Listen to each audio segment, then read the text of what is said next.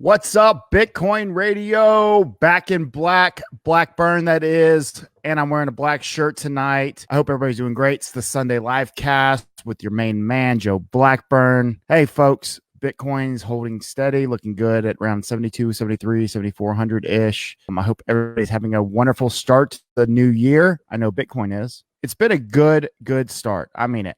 You know, I've been going back and forth from, reading through the Twitter tweets with McAfee's admission that it was all a ruse and that was just for fun. We're going to talk about that a little bit tonight. All right. So, a couple things we're going to discuss. Instability in the world, Bitcoin's, benefit off that. It is very true that instability in the world directly reflects the price of Bitcoin. The day that it was announced, that there was anything going on with Iran, regardless of political opinion, Bitcoin reacted very bullishly to that, and that's going to continue. And guess what? There's a lot of bad news for the world coming out, and I really want to kind of focus on a couple different things in this in tonight's show. It's just going to be me tonight. Bitcoin Radio has a lot of influence, coupled with all the parameters and all the people that we can reach. And it's not just Bitcoin Radio, it's a lot of different really good influencers, people, just the opportunities to touch people's lives is so significant. There's such a responsibility with that, right? And so we've always been, as many of you noticed, we're very careful on who we're backing, supporting as far as projects and the price of coins. We really try to stay away from that point. But Bitcoin's a little bit different. Bitcoin's one of those where, you can have that conversation. You can talk about why it's I don't want to say safe to buy, because it's very, very volatile. It's always going to be that way. But let me go ahead and pull the price up. All right, look, if you have opinions on McAfee, I want to hear them tonight, because I'm about to bring it. We're about to talk a little bit of McAfee and his little joke, and I support McAfee in this. I have there's some ways that maybe I'm not overly bullish. Look, Bitcoin Radio goes live. We have a little pump. Look at that, man. Clearly, folks, we were witness to McAfee finally admitting what most of us have known for a very long time, and that his prediction of by the end of 2020 Bitcoin being $500,000, and then when someone called him on it, he was like, "No, actually, I'm going to double down and say it's going to be worth $1 million." And whether it's 500,000, $1 million, it doesn't matter. You don't do a price from $500,000 per Bitcoin to $1 million without, you should be able to, as a human, instinctually know that moment, those two predictions happen within, a certain time frame of each other. But you should know for a fact that there is some sarcasm and some embellishment in that. And he made a point today they call pretty much idiots. He's like, "You idiots that thought this," And I hate that he used that word, but I don't blame him. And I think it's really interesting that McAfee started off the year. Now, McAfee, he's not a dumbass. I mean, he might be a stupid ass sometimes as far as like some of the things he's done or said or whatever, but the guy is truly intelligent and he's a brilliant self-marketer. Okay. I compare the likes of his style of marketing to similar to how Donald Trump markets himself via Twitter. I think there's a lot of similarities in that. Now, I'm not comparing the two individuals. I don't want to even get into that. I am saying, though, that McAfee knows what he's doing and how he markets himself. I've had a conversation here on Bitcoin Radio about this. And as McAfee went into, his prediction, doubled up on it, and shortly afterwards, McAfee made it a point, to stay on this topic, got him a tremendous amount of attention, both in crypto and outside crypto. And on a daily basis, there was nobody more relevant to a conversation when it came to Bitcoin in general than McAfee. You, the audience, you, the Twitter, retweeter, you, the Twitter commenter, made him beyond famous when it came to this. And if you look at it, and if you pretend to say that's not what he was trying to do, or if you say that and you mean it, you're not paying attention to how McAfee gets his point across. Now, I say that, I'm going to move into this topic.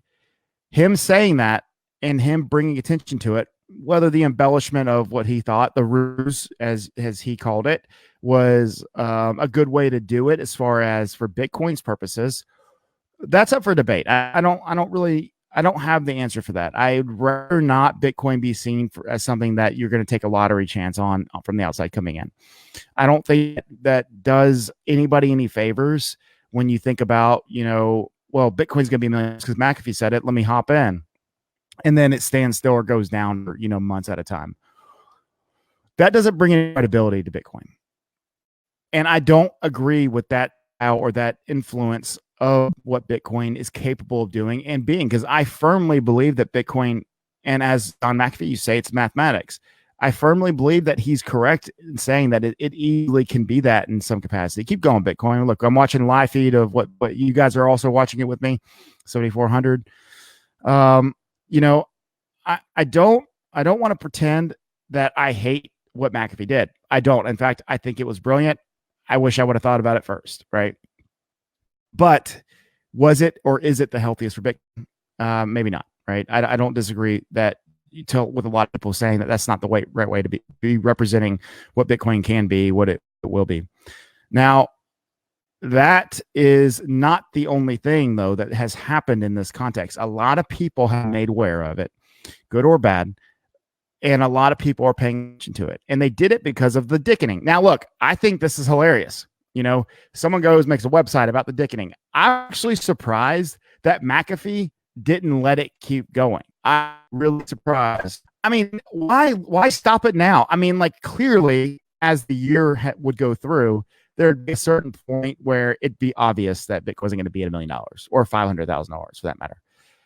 And, unless some crazy happens, like the world economy collapses, which at that point, McAfee's, I was just joking. Oh, wait, just kidding. I wasn't joking. The idea that Bitcoin reacts positively to world news is not new. Like, this is something that we all find some stability in. It's like the backup plan, right?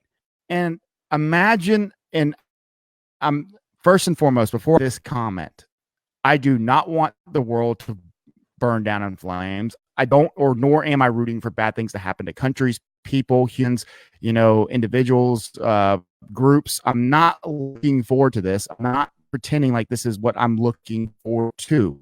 Okay. But I will acknowledge the fact that as the world begins to burn, Bitcoin is going to increase substantially because it is the only backup plan for wealth ever created besides what already existed on this earth, meaning land, precious metals, and similar assets that belonged to the earth before humans got here.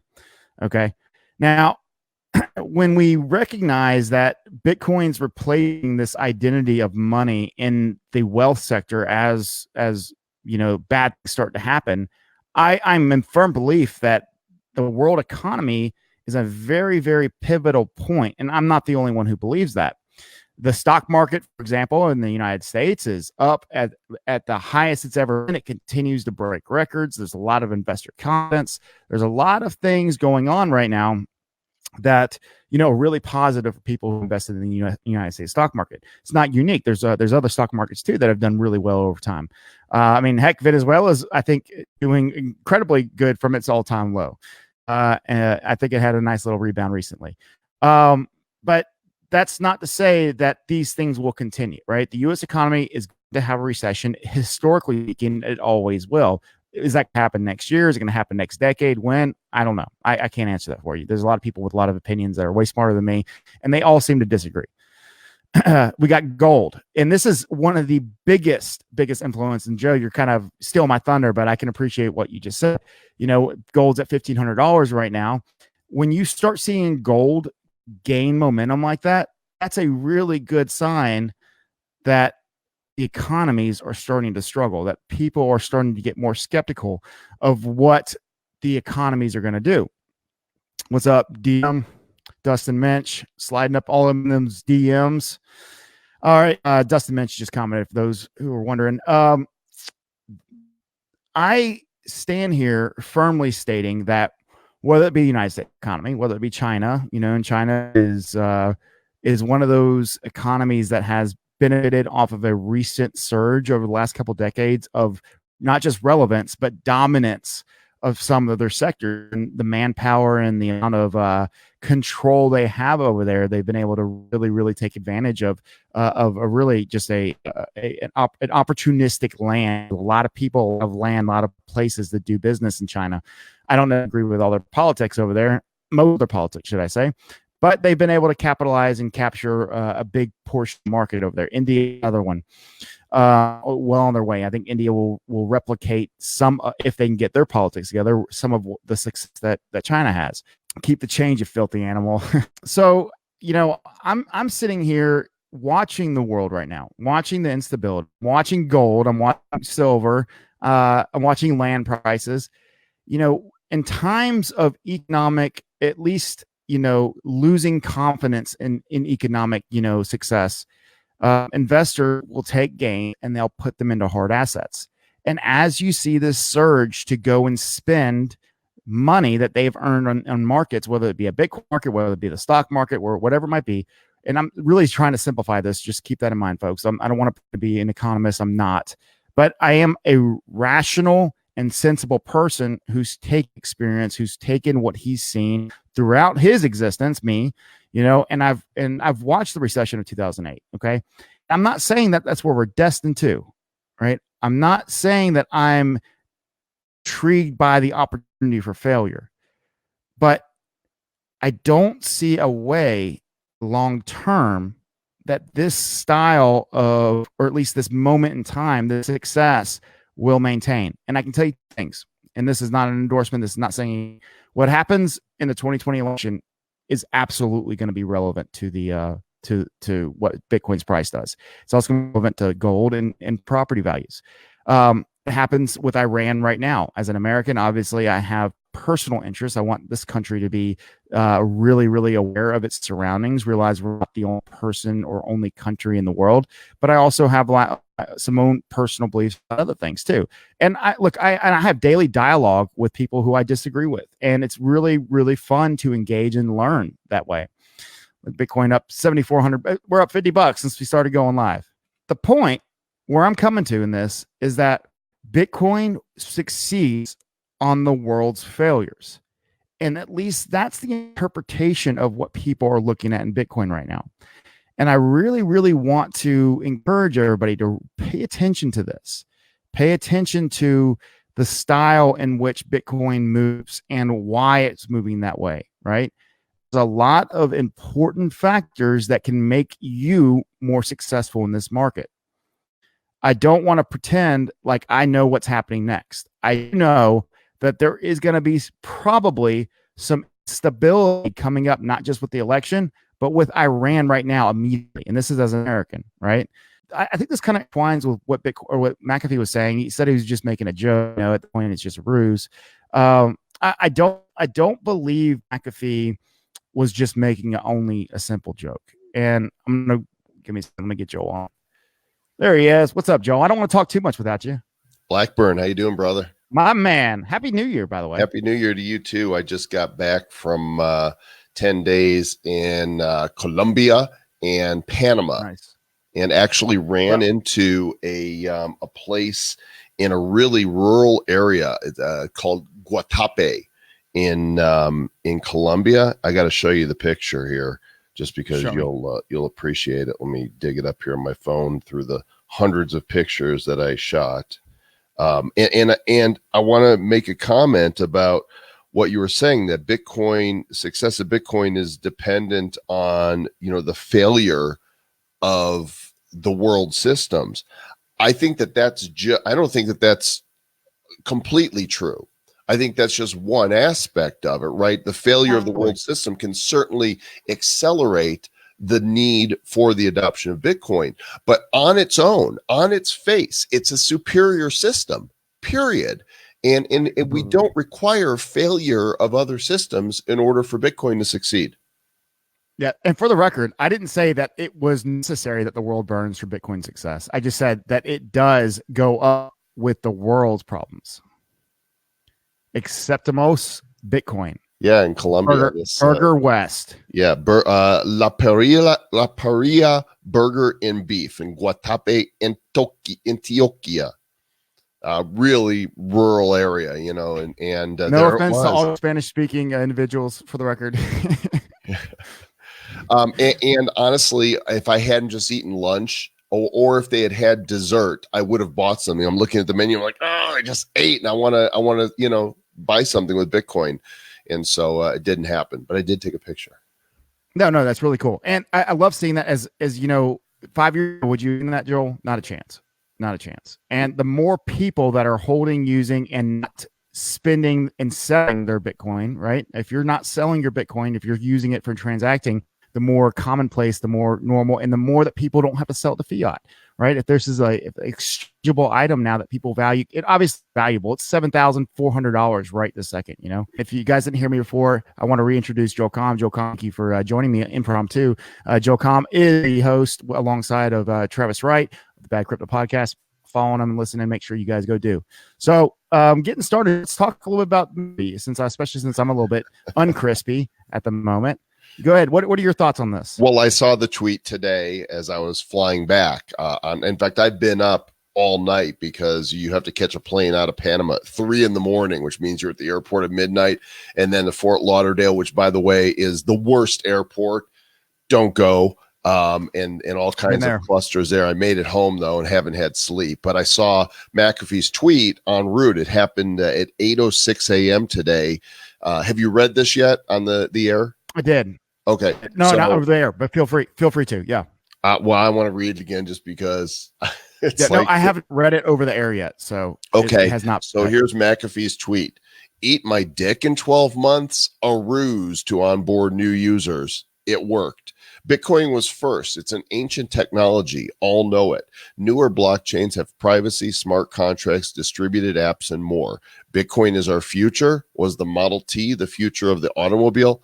There's so much to unpack here in this, but the first, point obviously is that the whole I'll eat my dick. I mean, we all know he's not going to eat his dick, right? We know that, but he stood by it again and again, right? He reinforced this belief that Bitcoin is going to hit $1 million by the end of 2020. And if it doesn't, he's going to eat his dick. Why in the world would he now, with almost a year to go, put this out there? Why not ride it all the way through and then say, just kidding? I agree completely. I completely agree.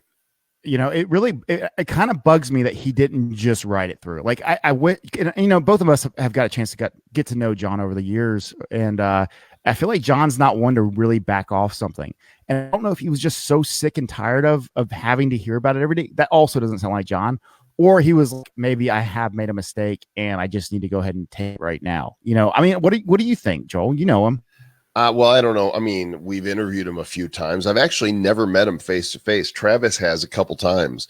They hung out a little bit, but we've had him on the show 3 times, and we joked about how he would prepare, the dick for eating. We thought a dick lasagna would be, probably the best way to go about it.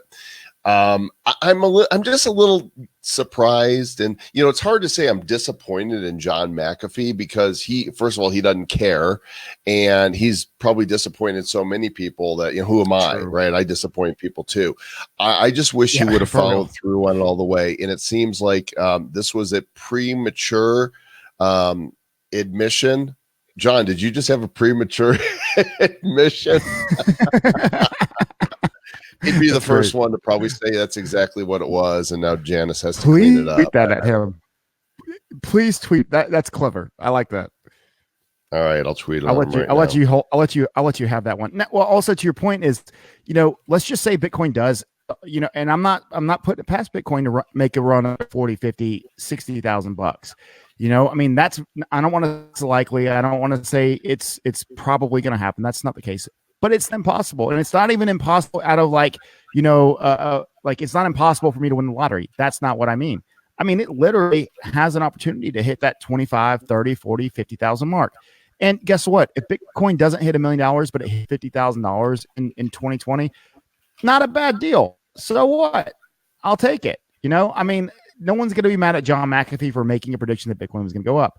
John, give it a chance. It's early in 2020. I mean, we might see that $25,000, $50,000 move. And in that case, you can say, hey, look, I mean, it wasn't $1 million, but I'll take 50. How about you? We've only had two halvings, and we've traditionally looked back at it and go, here's what happens when there's a halving, but you can't count the first time, right? The first time, Fair. it's just, you can't count the first time. The second time, yes, it shot up, but and so people automatically derive from that, well, it's going to have a multiple, as McAfee said, it's math. I tend to believe that it's going to hit all-time high this year, but for a different reason. And I wish I could remember who it was that we had on our show, but the point was really simple. They said that as the halving approaches, the media is going to be talking about it more and more. It's going to be a big news item, and people buy on emotion. And what's going to happen? It's going to run. And people are going to be like, oh my gosh, it's back. And everybody and their grandma and their dog are going to be, now they're going to be using some of the more traditional means to buy crypto. And they're going to discover, crypto.com and eToro. And if they haven't discovered Coinbase, they're going to discover these easier ways to onboard into crypto. And I think that's, it's going to be a self-fulfilling prophecy. Well, good points, Joel. And you're so spot on. I mean, we're months away from this. It's not like it's next year. It's literally 2020, and this happens in 5.5 months, less than. I mean, roundabout. Obviously, nobody can predict exactly the day and time of that block. But when that block hits, I mean, we're going to have probably. I mean, and also this, Joel, too. We ran up to $14,000 last, I guess, around July, and when we had that run up, a lot of people were saying wasn't it before that? It was during Bitcoin 2019 in San Francisco. That would have been May. Maybe so. Yeah. Forgive me if I know we started that run because we had the what's it called? In May we also have consensus, right? And we had a consensus pump, and I remember we hit like 9K at that point, And so right after that. Right after that, in some time period within summer, we hit around 14K, and you're probably on the time frame. And what happens in just a little over a week? Exactly right. We got North American Bitcoin Conference. So, and look, even in Vegas and San Francisco in October, we had a little bump running up to that because there was a lot of extra attention on it, et cetera. And I mean, I feel like every single time that we start seeing people start doubting it is, that's when the whales like turn on the switch, or whatever, whoever's doing it, like, okay, everybody start posting good things positively in the media again. And I don't know if you saw on Cointelegraph, like Bitcoin coming up to 7,500. Are we that away from a bull run? And we're starting to see these people feel safer and safer because we've held this price range. We've held this time period in a really, mature fashion. I haven't seen a lot of what people would call manipulation lately. I will say that I've seen a lot of people say, I'm not selling this time. I'm holding. I'm just going to write it out. I don't want to miss it in case it goes up for the halving. And that's another case that people have to remember is that you don't want to miss that. So if you're selling or shorting, you're only, boom, a moment away from missing that run where it never shows back up at that price again. Ask the people who were selling at $700 in January 2017.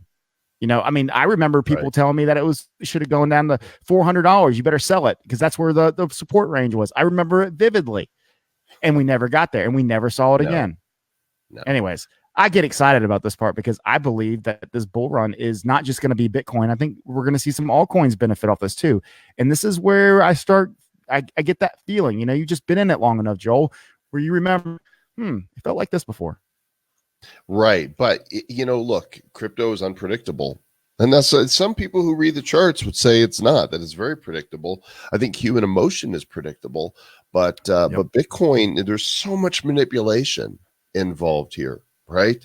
That it's really hard to say. And if you look at what happened with Litecoin, before Litecoin's halving last year, I love saying that already. We can now say last year for 2019. It went from like $30 to about what, 120. Quick. And then over the next 45 days leading up to the halving is when it started coming back down. So how much more important is Bitcoin than Litecoin, right? And very so true. If the same pattern holds true, then we should start seeing the increase happened here in real short order through North American Bitcoin Conference, through Consensus, through Bitcoin 2020, three of the four big US conferences. And that's going to take us, right into the halving. Absolutely. Look, and as we cross $7,500, hey, look, when I started this show tonight, we were like 7,380 something, so I'll take the credit for this. Yeah, you did it. It's the Joe Blackburn, Joel Comm effect now. I mean, look, we jumped up another $100, so whatever. Imagine if Travis was here. Credit. If Travis was here, oh golly, we could might hit 8,000. It's a big dude. What is he doing right now? I have no idea. You want me to say? Let me ping him. Always message him. Ping him. We're actually, and for those listening, we've been trying to do this now for some time. One thing or the next got in the way, but we'll have a nice bad crypto podcast session over in CCT at some point soon. I'm looking forward to that, Joel. Obviously, make sure you give my love to Aaron. You guys, and you just went to Colombia, you said, and Panama to an extent. Yeah. Well, I know you're doing something right now, so I'll hold up on the questions. I'm just sending Travis the link. It says he's active. I just sent him the link. Yeah, go ahead, man. It was pure vacation. There was no business to it. Aaron and I went for, the holiday. I met her in Dallas at Fort Worth, where her family is, and we had Christmas there.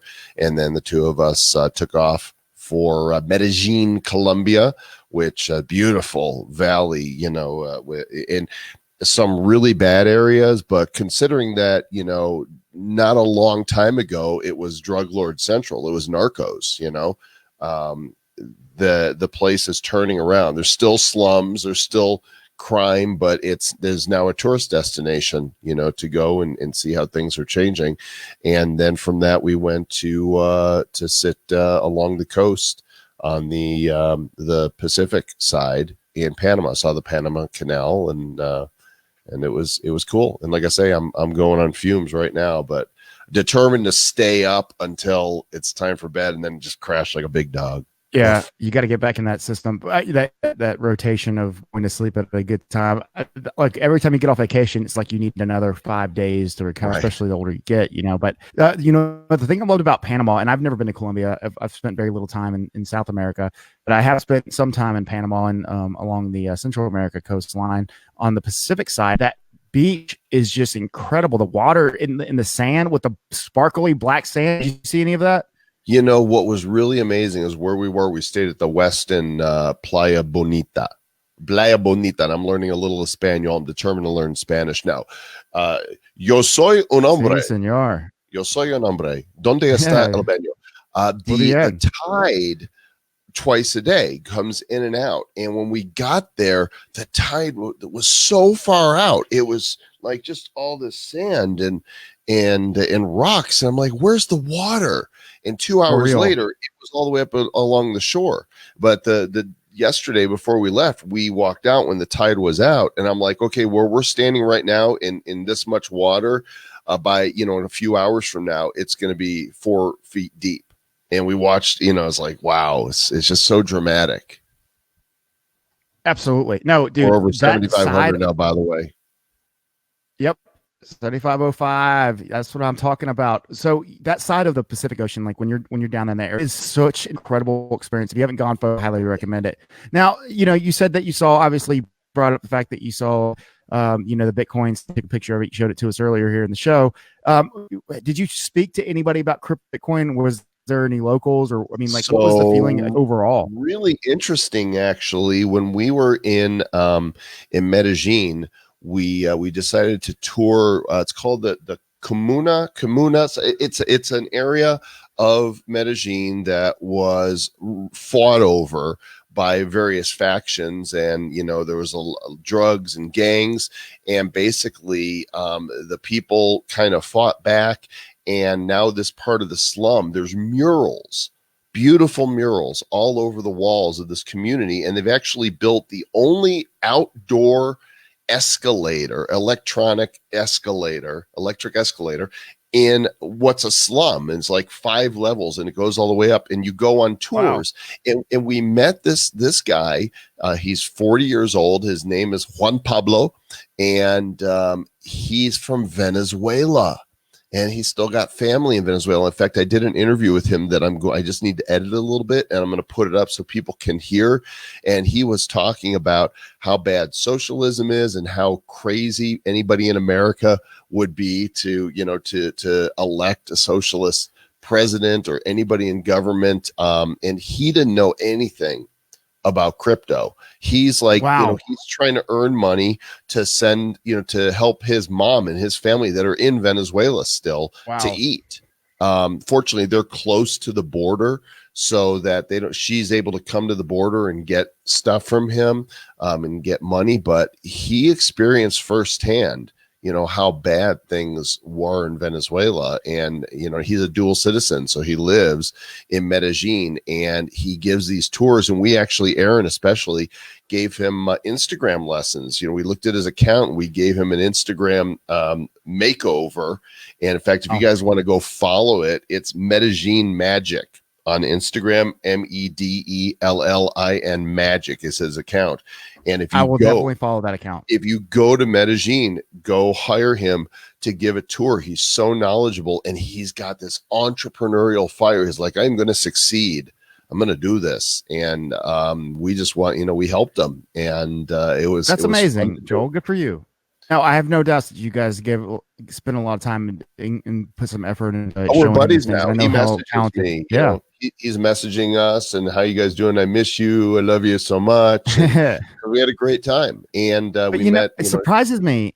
It surprised me he has yet to hear of crypto though, and really had no concept of what you were probably telling him about. Honestly, I didn't, because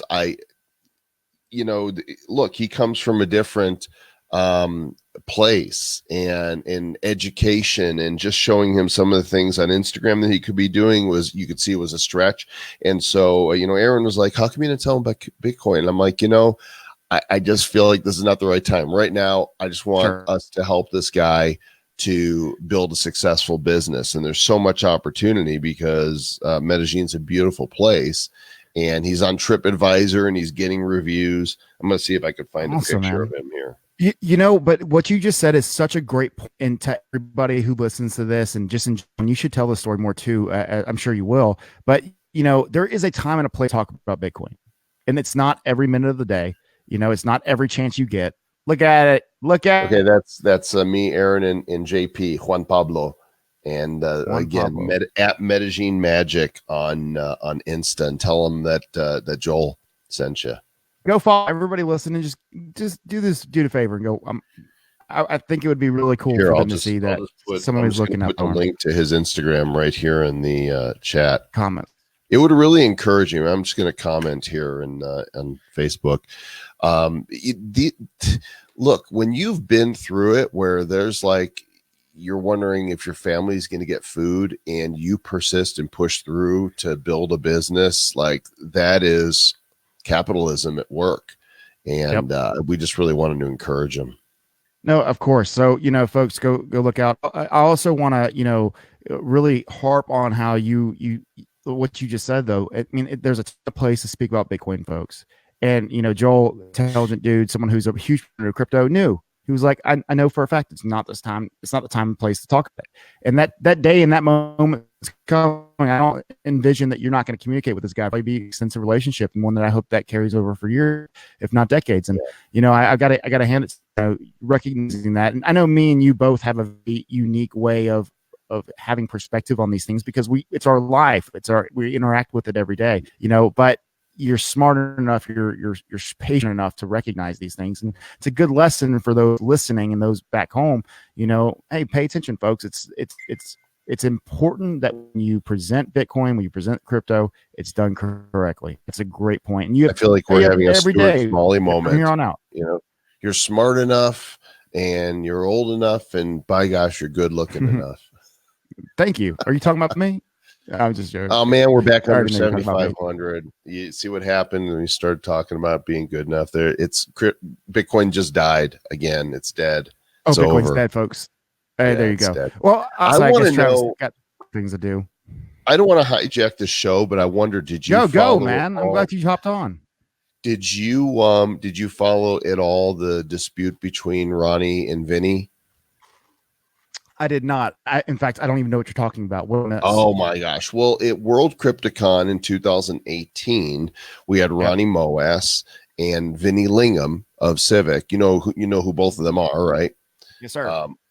Along with Charlie Lee was on the stage. Maxine Ryan was on the show with us. And during the show, Vinny and Ronnie came to verbal spars about Bitcoin and the price of Bitcoin, where it was going. And Vinny, now in hindsight, really nailed it. But he threw down a bet with Ronnie on stage. Ronnie said that Bitcoin would hit $28,000 sometime in 2019 by the end of the year. And Vinny said, no way. And they agreed to bet whoever the loser would give $20,000 to freeross.org, right? To Ross's legal fees. And it's all on video. It's there on YouTube. You can see it for yourself. And he agreed to it. Well, Vinny posted this week on Twitter that, hey, you lost the bet. You need to pay up. And Ronnie got, there's an article on Cointelegraph that kind of summarizes it. I'll put a link to it in the Facebook chat so you guys can go check this out. There we go. And Ronnie got verbally abusive, and he called Vinny out for being a scammer and said, how much money did you make off with while your shitcoin, dropped 99%. And Vinny was just trying to, say, hey, you need to pay up. Well, Ronnie basically said, you know what? I researched Free Ross and it's too controversial for me. And he backed out of paying, and he said, I will pay the $20,000 to charities that I have already vetted. So I'm going to make good on paying to charity, but I'm not going to give it to Free Ross. So Peter McCormick stepped in, our buddy at What Bitcoin did, and he said, I'm going to give $1,000 to Free Ross to make up for this. Who else is with me? So I sent $1,000 today, and we're encouraging others out there. There's an address that I will post right here in this chat in just a moment, if anybody else wants to help make up for Ronnie's shortcomings. But I mean, it really blew up. Do I think that Ronnie's a con artist? No, I don't think he's a con artist. I think that he probably didn't have any business getting into crypto analysis as quickly as he did. And I think he went in too deep on Dig and believed him too much. And I think that he has some serious interpersonal communication issues. I think, I can't know this for sure, but I believe that the way he talks and behaves makes me think that he's somewhere on the spectrum. Not that there's anything wrong with that, but he's very different in how he communicates and how he experiences the world around him. And I think he's alienated a lot of people. I don't think he's a con man. In fact, I feel sorry for him. Travis was straightforward. Travis is, hey, eat a bag of dicks, right? That's, eat a bag of dicks. Yeah, that's what Travis would say. And I'm more like, Travis would say that. Cut the guy a little bit of slack. This is his problem. He is who he is. And of course, he blocks everybody. He's blocked me. He's blocked Travis. He's blocked Bad Crypto. If you go and give him a hard time at all, call him out. He'll block you. If you want to test it, go ahead and see. But I was tagged on a thread that somebody got blocked in, and he blocked me. I've never communicated with him, and I was blocked. I was like, what is this crap? That was several months ago, though. Yeah, it's really bizarre. So I'm going to link to Peter's tweet here because he set up this. Yeah, do it. He had Lynn set up a wallet, and so a number of us are donating to make up for what they lost. Joe says that he promoted Dig, an outright scam. I think he believed it, Joe. Yeah, I think, and I did too. I mean, what's really interesting is I owned some Dig, but I didn't own it because I bought Dig. I owned it because I had purchased, it was like a penny stock, a bunch of Unity, and it was almost like a reverse merger because Unity became Dig, and I found myself owning this stuff and kind of getting caught up with the hype of it, and I should have sold at the top. I did not. I'm still holding bags of nothing. Well, I can pretty much relate to a lot of the said stories here. But Joel, you brought up about how Peter McCormick stepped in and said, hey, I'm going to do $1,000. I love that about Peter. As much as a Peter can be addicted to people, Peter is as straight up and he's as front and center about what he believes, what he's doing, how much money he's making as anybody else. And I got a lot of respect for that. But I can tell you this, I quit making monetary bets online a long time ago, and it has proven the best way to do it. Now, I love the fact that they were trying to do something. I am a supporter of Lynn Ulbricht and Ross's cause, at least, and getting heard, whether or not, Ross is an innocent man, or I'm not getting into that. That's not my place. I've got nothing but respect for her. And I would absolutely encourage everybody, whether you're doing this that reason to make up for the missed money or not. Let me toss. I would look into it. Here's the other reason. Here's the other reason that he didn't want to support Ross. And this goes to one of Ronnie's major issues that had us call him out in the first place. Look, you can think whatever you want about the president or, political opponents, but he is vehement. He is a one-man crusade. And the fact that people are petitioning Trump to pardon Ross, Ronnie actually said, Trump. Yeah, Ronnie actually said, if he pardons him, he'll do it just for show. I don't want to be part of anything that would have to do with Trump. He hates him with a passion, and he's convinced that he's absolutely right and that everybody else are morons. And it's just there's no awareness there. Well, at least the ability to have the conversation. And that's a little bit doesn't exist. There is no ability to have a conversation. And that's a product of the internet. It's a product of unfortunate human nature at times to be in a bubble in a chamber where you can't even. Look, I have plenty of people who I disagree with regularly, and I'm probably not right all the time. I understand that about myself. I know I'm not. But I'll at least have a conversation. You'll never see me say, exactly. You'll never say I won't have a conversation with you about it. And I've admitted openly when I'm wrong. I'm happy to say I don't know everything, and I don't want to be known as somebody who knows it is never wrong. That's really hard in general, just to live up to the fact that you can't be wrong on the internet. That I feel sorry for anybody who's positioned themselves as such. I do too. So, but it's an interesting story. We've got some drama, to start the year. So yay, go crypto. Yeah. Look, a little drama never hurt anybody. Well, at least not everybody. And, you need a little bit more to keep you entertained while Bitcoin's sideways. Now, I don't necessarily think $500 Bitcoin is sideways, but it's definitely in the right direction. And I could see us making a trip up to 7,800-ish. I'm looking at the charts. But I will tell you this. I anticipate that we have a very bullish 2020. What are your thoughts? I'm with you. I don't see how we don't. People who are saying the price is built in. There's no way the price, in my mind, and not a financial advisor, there's no way the price can be built in. We've, we're way off the all-time highs. The halving is happening. Media is going to talk about it. The conferences are coming up. There's going to be a bullishness, and sentiment drives price. And so the fact that there are political things going on, shaky areas of the economy does reinforce the need for Bitcoin. And I'm pretty damn bullish. I hate to call an all-time high for the year, but if it's going to happen within the next 2 to 3 years, it may as well, happen now. I can't see a compelling reason. The only other thing two things that I see could drive. One, a major company like Amazon, starts taking Bitcoin, or Libra actually rolls out and crypto comes to the masses that way.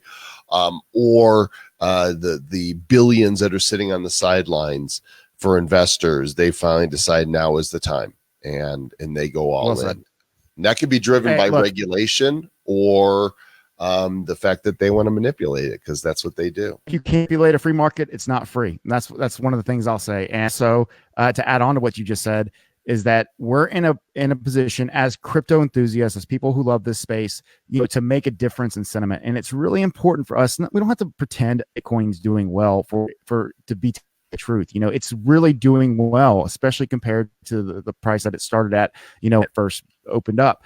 It doesn't surprise me. People are fearful of the price. I mean, it happens every day that the Bitcoin changes. At every second of the day, it's a different price than it was a minute ago or a second ago or, an hour ago.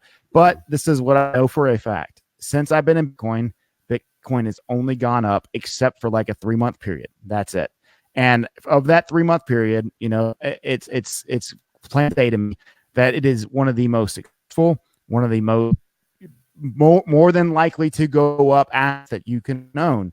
And as the stock market has increased, so has the people's money and their wealth. And smart investors, they buy it at the lows and they sell at the highs. And the stock market's no different. Stock market, they're going to pull out. There's going to be excess money going around, excess money spent, and people are going to diversify their assets into things. And some of it's going to be speculative. It's easy. Think about, folks, when Bitcoin and Ethereum all the way up, people were buying altcoins like crazy. Not because altcoins and Bitcoin, were not, worth having, it's because they had extra money and now they could just diversify it. And when you diversified it, you're just hoping to hit a few, not all of them. It's fine. If you hit 3 to 5 of them, and you make 2,500%, you're probably pretty happy. And that's what people do with the stock market. That's another thing that people are going to do if there is some sort of downturn with the stock market. I expect the stock market to kind of regress a little bit. Not it because has to. Bad. It's been all-time high. Exactly. It has to pull back. But, you mentioned precious metals too. Silver and gold. Gold is at 1577. Silver is at 1845. And I was buying silver at 16, by the way. What's that? I was buying silver at $16, 16 like 60, I think is what. Yeah, me too. Not a whole lot. I mean, it's not, but I'm buying it. Sure. So gold is up almost 19% in a year. Silver is up 15.5% in a year. So, those are some pretty good returns right there. And I think that I don't want to call it instability. I want to call it perceived instability in the Middle East, because I think the media is driving how more perception of instability than's really there. I mean, they've been unstable forever. Yes. And I mean, I read that, Obama dropped like 2,800 bombs, on them over there, and everybody's freaking out because Trump killed this horrible terrorist. One drone attack. So there's nothing new under the sun, but I don't think World War III is about to happen. I just don't. We could decimate them. I don't either. Yeah, and they know that. Look, Iran's going to do what Iran can get away with. Period. Iran's going to. I mean, look, I don't blame Iran for rattling sabers. They can't look like a bag of dicks and all.